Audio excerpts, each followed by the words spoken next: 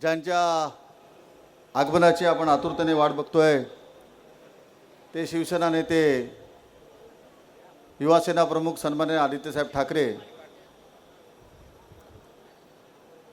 खरोखर महाराष्ट्रामध्ये ज्यांची भाषणरूपी तोफ धडाडते ते आमचे शिवसेना नेते भास्कररावजी जाधव। सन्माननीय व्यासपीठ आणि व्यासपीठावर उपस्थित असलेले आपले सर्वांचे उद्याचे आमदार संजयरावजी कदम। सर्वांना जय महाराष्ट्र। नक्कीच ही सभा म्हटल्यानंतर ही प्रचाराची सभा वाटत नाहीये, ही विजयाची सभा वाटते, हो ना। आणि अशा पद्धतीने शिवसैनिक, महाविकास आघाडीचा प्रत्येक कार्यकर्ता आणि सामान्य नागरिक हा जर का संजयरावांच्या पाठीमागे उभा राहिला तर जास्तीत जास्त मताधिक्यानं या ठिकाणी संजयराव निवडून येतील, ह्याच्याबद्दल आम्हाला कोणाला शंका राहिली नाहीये। आता गेल्या वेळेला आपण ज्यांना आमदार केलं ते आता सगळ्यांना सांगत फिरलेत मी केलं मी केलं मी केलं मी केलं। अरे तुम्हाला तिकीट कोणी दिलं? उद्धव साहेबांनी दिलं। तुमचा प्रचार कोणी केला? इथे बसलेला प्रत्येक कार्यकर्त्यांनी केला ना। त्यावेळेला तुम्हाला निवडून त्याने आणलं। याने काम दाखवायची वेळ येतात तेव्हा काय म्हणतात? मी केलं मी केलं मी केलं। हा मीपणा येत्या निवडणुकीत हाच कार्यकर्ता उतरला शरणार नाही, ह्याची मला खात्री आहे। आज सन्माननीय शिवसेना नेते आदित्यसाहेब ठाकरे गेले अनेक वर्ष आमच्या युवासेनेचे नेतृत्व करत आहेत। आज युवासेनेच्या स्थापनेपासून मी त्यांच्याबरोबर आहे, किंबहुना त्याच्या अगोदरची भारतीय विद्यार्थी सेना आहे तेव्हापासून। त्याच्यानंतर अनेक लोक आले, त्याच्यामधलेच एक तुमचे एक स्थानिक आमदार, मैत्री केली त्यांच्याबरोबर आणि त्या मित्राच्या पाठीत सुरा खुपसून ते कुठे निघून गेले? गुवाहाटीला। मला असं वाटतं याचा बदला दापोलीकर, खेडवासीय आणि बंडगडवासीय घेतल्याशिवाय राहणार नाही। कारण नक्कीच हा आपला संपूर्ण प्रदेश जो आहे ना, हा पर्यटकांच्या दृष्टीने उत्कृष्ट प्रदेश आहे।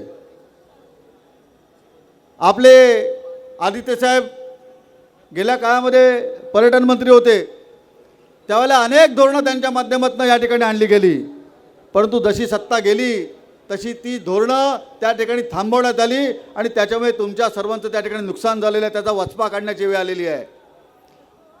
आज आपला सर्व किनारपट्टीला राहणारा जो आपला नागरिक आहे तो त्याच्या घरामध्ये हॉटेलचा व्यवसाय करतो, त्याच्या छोट्या जागेमध्ये छोटं काही बांधकाम करतो आणि त्या ठिकाणी पर्यटकांना राहायला देतो।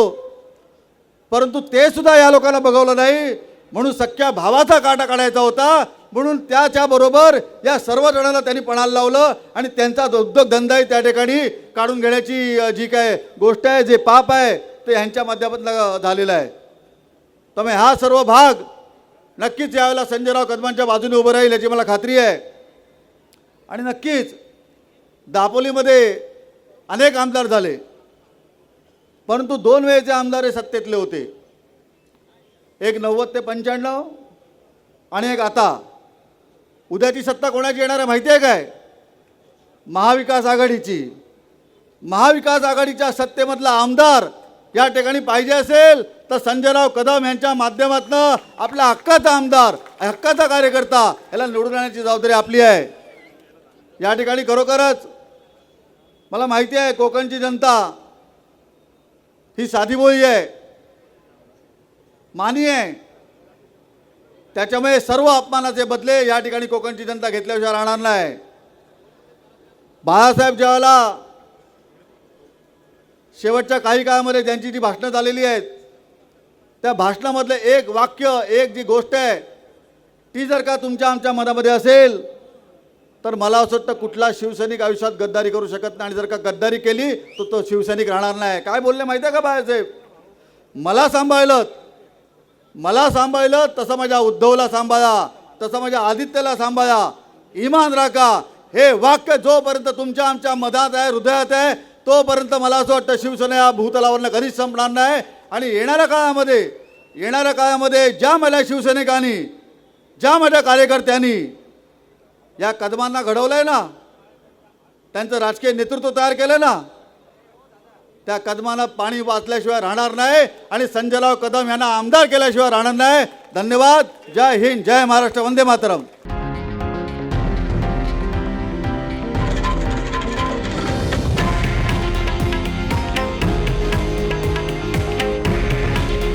हे आहे देशातील नंबर 1 न्यूज नेटवर्क आणि आपण पाहत आहात TV9 मराठी.